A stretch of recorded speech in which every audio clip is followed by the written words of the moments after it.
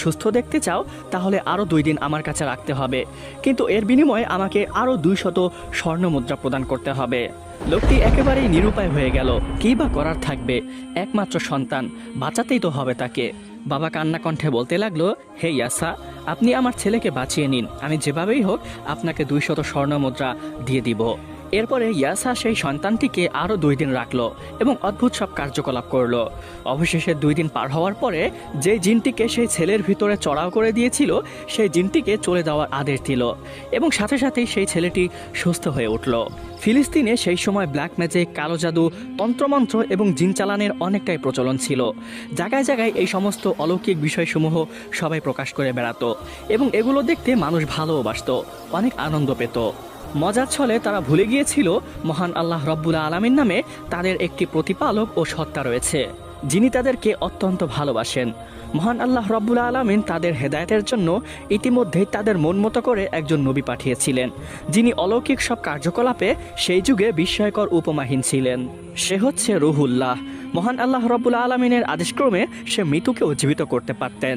একদিন গ্রামের এক ব্যস্ত চত্বরে বনী ইসরায়েলের কিছু লোক একত্র হয়েছিল। বাজার বসেছে, হকারেরা ডাকাডাকি করছে। এক পাশে কেউ জখম রোগী নিয়ে চিকিৎসা খুঁজছে, তো আরেক পাশে কেউ ধর্মীয় বিতর্কে লিপ্ত। এমন সময় একজন শান্ত মুখমণ্ডল ব্যক্তি আসলো।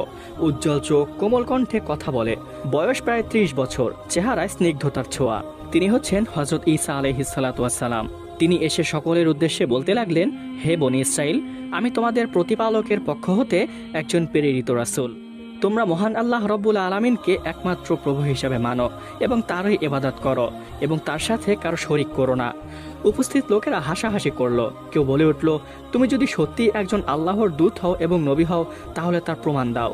ঈসা আলাইহিস সালাতু ওয়াস সালাম তখন তার হাতটি উঁচু করে তাদের দিকে মুখ করলেন এবং তার হাতের মধ্য থেকে আলো বিচ্ছুরিত হতে লাগলো।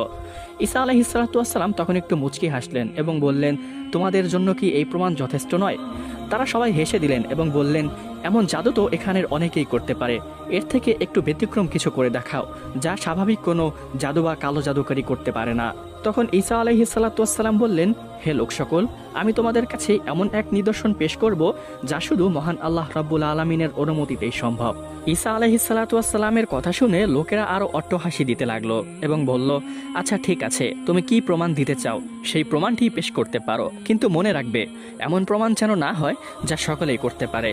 তাদের কথা শেষ হওয়ার পরে ঈসা আলাইহিস সালাতু ওয়াস সালাম কিছুটা দূরে গিয়ে খানিকটা কাদামাটি তুলে আনলেন। এর মধ্যে কিছু লোক বলে উঠল, এই তো আরেক পাগল এসে গিয়েছে, কাদা দিয়ে খেলতে এসেছে। কেউ ঠাট্টা করে, আবার কেউ তো তিরস্কার করে।